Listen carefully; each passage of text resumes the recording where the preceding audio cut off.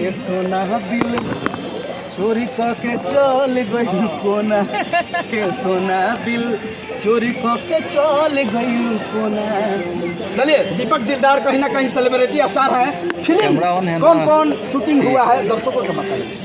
Film तो बहुत ही प्यारा हुआ, दिलदार हुआ, ड्रामेबाज दामाद हुआ नीतीश झा जी के साथ, और डायरेक्टर M.I. राजी जो काटा तनल दुपट्टा रवि किशन जी कौन जी आतंकवादी मैंने सबको लिए किया।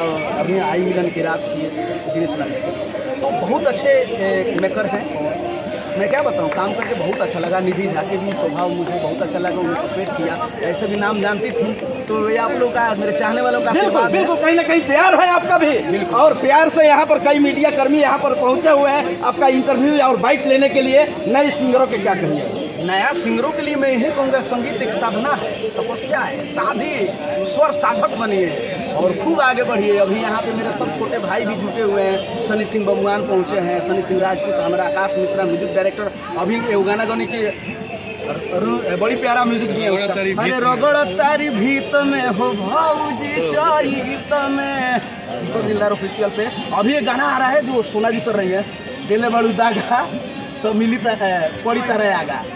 बहुत प्यारा सॉन्ग जल्द आने वाला है। दीपक दिलदार कहीं ना कहीं वो गाना आपका वायरल गाना हो जाए कि ताकि दर्शकों देख रहे हैं। बिल्कुल ये मेरा सौभाग्य है और ये प्यार दुलार है। मनीष भैया देखिए क्या है कि मैं आपका भी शुक्रगुजार हूँ, बिल्कुल चाहने वालों का सभी का। बिल्कुल कहीं ना कहीं आप लोग का दिन है ये सब हो रहा है। बिल्कुल, और ये स्नेह प्यार सदा बना रहा है। हम लोग क्या अपना वर्क करते हैं, लेकिन सोना जी भी, सोना का तो जवाब है। सोना तो सोना है, सोना एगो दिल के कोना बारे हमारा ना सिर्फ श्रोता चाहे वाला के भाई दिलदार तो झूठों के दिलदार है, लेकर नाम बाबू है बदनाम का।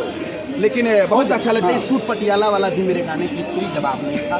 यहाँ पे विकास यादव भी पहुँच गए बड़ा, जो उनकी अपन कहले कि ही प्रेम नहीं तो और क्या है, उनका कुछ और भी लेना था।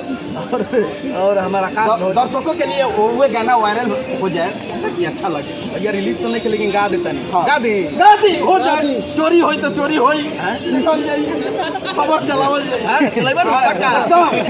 धोखा हुई तो मौका पे धोखा नहीं। ना हम आपका गाना का हम आपको बता दूं कि गाना का मैं कॉपीराइट लगा दूंगा अच्छी पर। हम कॉपीराइट नहीं मैं लगाकर मैं राइट कर सकता हूँ। राइट, हाँ, रेडी चेक करते हैं फाइट। चलिए, एक गाना है अभी मैं यहाँ पे हूँ, मास्टर जी हमारे राहुल जी हैं इस गाने के। दिले बड़ू दागा तो मिली तरह आगा। एगो प्रेमी प्रेमिका के बात, तो प्रेमिका बेचारी सफाई देती है। बिल्कुल, प्यारे में धोखा देलो सगुआ भागा, अरे प्यारे में धोखा देलो सगुआ भागा, अरे प्यारे में धोखा देलो सगुआ भागा। तो लड़का कहता दिले बड़ू दागा तो पड़ी तरह आगा, रात भर भातार संगे कोइलू रात जागा, रात भर भातार संगे कोइलू रात जागा, दिले बड़ू दागा तो पड़ी तरह आगा। सोना पांडे इस वक्त